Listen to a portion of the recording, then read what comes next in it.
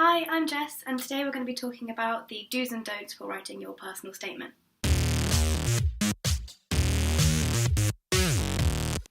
If you have applied for medicine or for Oxford and Cambridge, then you would have already submitted your application in October. However, if you're not applying for any of those, then your deadline is the 15th of January 2019 to apply for universities for the September 2019.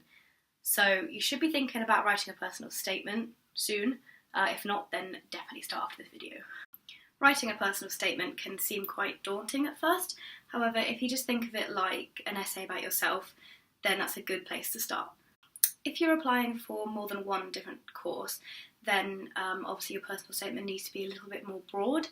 But I definitely wouldn't recommend applying for one university doing film and another university doing biology, because your personal statement is going to be too vague and you won't be able to sell yourself at all in either of those. So definitely pick courses that are similar, so your personal statement will cover all bases.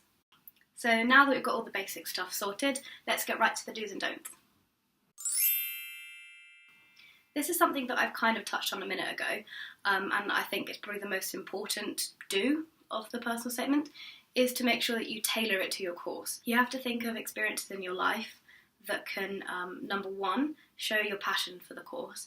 Number two, show any skills that you've developed that might help you in this course. And thirdly, what you've learned from these experiences. All of these things will show that you have a drive for the course and that you have the skill set to do it, and that you can offer something to the course and university that you're applying for. So the most obvious ones would be work experience, volunteering, activities you did inside of school, even outside of school, so sport things like girl guiding, anything like that is good to use, but it's also good to think of something outside of the box.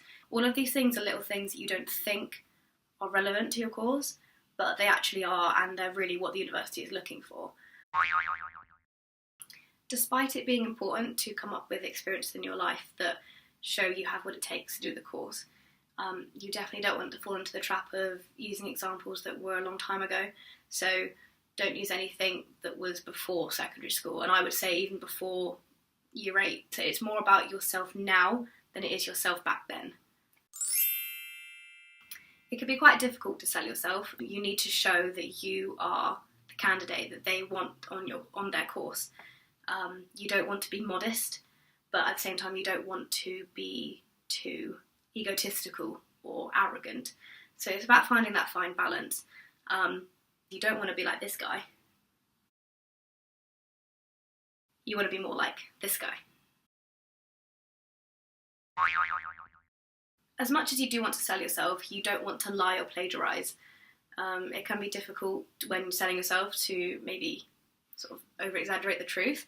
You can do that to an extent, but you don't want to lie or make things up or say things that didn't really happen. Because if you have applied for a course that requires an interview, they will pick up on that and they will ask you, so in your personal statement you said this, tell me more about it. And if you hesitate or look like you don't know what they're talking about, then they'll pick up that you've lied, and that's a big no-no. Just like any piece of work, you need to make drafts, and a personal statement is a sort of an essay. So a draft is definitely important. More than one is even better. And starting early will ensure that you have enough time to do those drafts and you're not rushing it. And one tip that I would give that really, really helped me is to hand your drafts into teachers or friends. They can look over and see if you miss anything, or that you don't need to say this, or word it a bit differently. Definitely don't use cliches or jokes.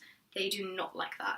It's tempting to be a little bit humorous or funny to kind of draw attention because you want your personal statement to stand out amongst everyone else, but don't try to be too funny. You do, however, want to think outside the box and be different. So an example of when to be a bit different is definitely the opening paragraph, the introduction. It's really important that stands out because that is the first thing they see. And if they read that and they don't like it, they probably won't read the rest. You do not want to mention a specific course or uni, especially if you're applying for multiple ones. If you're applying for the same course, like I just applied for forensic science throughout all the universities, then you can.